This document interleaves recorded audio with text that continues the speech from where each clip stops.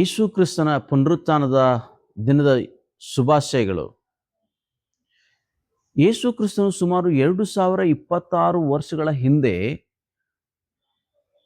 ಮಾನವನಾಗಿ ಕನ್ಯೆಯ ಗರ್ಭದಲ್ಲಿ ಜನಿಸಿ ಬಂದನು.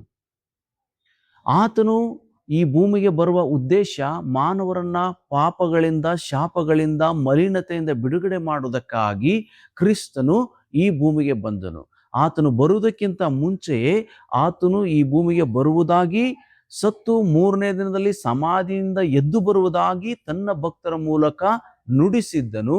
ಆ ನುಡಿಗನುಸಾರವಾಗಿ ಆತನು ಈ ಲೋಕಕ್ಕೆ ಬಂದು 33.5 ವರ್ಷಗಳ ಕಾಲ ಜೀವಿಸಿ ಮನುಷ್ಯ ಮುಕ್ತಿಯನ್ನ ಹೊಂದಲಿಕ್ಕೆ ಮಾಡಬೇಕಾದ ಎಲ್ಲ ಕಾರ್ಯಗಳ ಕುರಿತು, ಮಾರ್ಗವನ್ನ ಕುರಿತು ತಿಳಿಸಿ, ನಡೆ, ನುಡಿ, ಕ್ರಿಯೆ ಎಲ್ಲದರಲ್ಲಿಯೂ ಮಾನವರಿಗೆ ಮಾದರಿಯನ್ನು ತೋರಿಸಿ 33.5 ವರ್ಷ ಆದ ನಂತರ ಆತನು ಶಾಸ್ತ್ರದಲ್ಲಿ ಮೊದಲೇ ತಿಳಿಸಲ್ಪಟ್ಟಂತೆ, ರಕ್ತಧಾರಿಲ್ಲದೆ ಪಾಪ ಪರಿಹಾರ ಇಲ್ಲ ಎಂಬುದಾಗಿ ತಿಳಿಸಲ್ಪಟ್ಟಂತೆ ಆತನು ಮಾನವರ ಪಾಪಗಳಿಗಾಗಿ ಸಿಲುಬೆಯಲ್ಲಿ ಹಾಕಲ್ಪಟ್ಟನು, ಜಜ್ಜಲ್ಪಟ್ಟನು, ತನ್ನ ಪವಿತ್ರ ರಕ್ತವನ್ನು ಸುರಿಸಿದನು.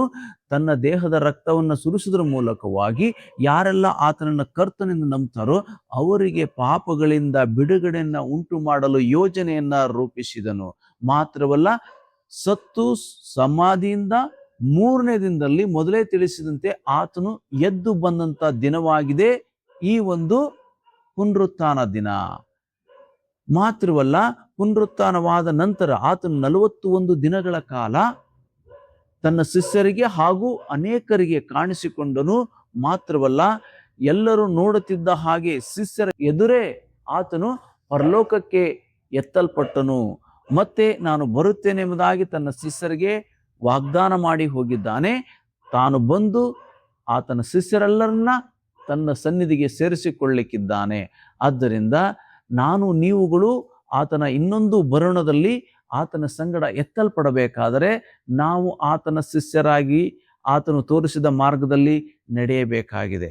ಹಾಗೆ ನಡೆಯಲಿಕ್ಕೆ ಆತನು ನಮ್ಮನ್ನ ಸಿದ್ಧಪಡಿಸಲಿ. ಆಮೇನ್. ಇದರ ಕುರಿತು ಇನ್ನೂ ಹೆಚ್ಚಿಗೆ ನೀವು ತಿಳಿಯಲು ಬಯಸಿದಲ್ಲಿ ನಮ್ಮ ಚಾನಲ್ ಅನ್ನು ಸಬ್ಸ್ಕ್ರೈಬ್ ಮಾಡ್ಕೊಳ್ಳಿ. ಇಲ್ಲಿ ಈಗಾಗಲೇ ಅದರ ಕುರಿತಾಗಿ ವಿಡಿಯೋಗಳನ್ನು ನಾವು ಅಪ್ಲೋಡ್ ಮಾಡಿದ್ದೇವೆ. ಅವುಗಳನ್ನು ವೀಕ್ಷಿಸುವುದರ ಮೂಲಕ ಕ್ರೈಸ್ತರು ಈ ದಿನ ಧ್ಯಾನಿಸಲಿಕ್ಕಿರುವಂತ ಆ ಧ್ಯಾನಗಳ ಕುರಿತು ನೀವು ಸಹ ಅದನ್ನು ತಿಳ್ಕೊಳ್ಬಹುದು. ಆ ಮೂಲಕವಾಗಿ ನೀವು ಸಹ ಆತ್ಮಿಕವಾಗಿ ಬೆಳಿಲಿಕ್ಕೆ ಅದು ಅನುಕೂಲ ಆಗ್ತದೆ. ಹಾಗಾಗುವಂತೆ ದೇವರು ನಿಮಗೆ ಸಹಾಯ ಮಾಡಲಿ.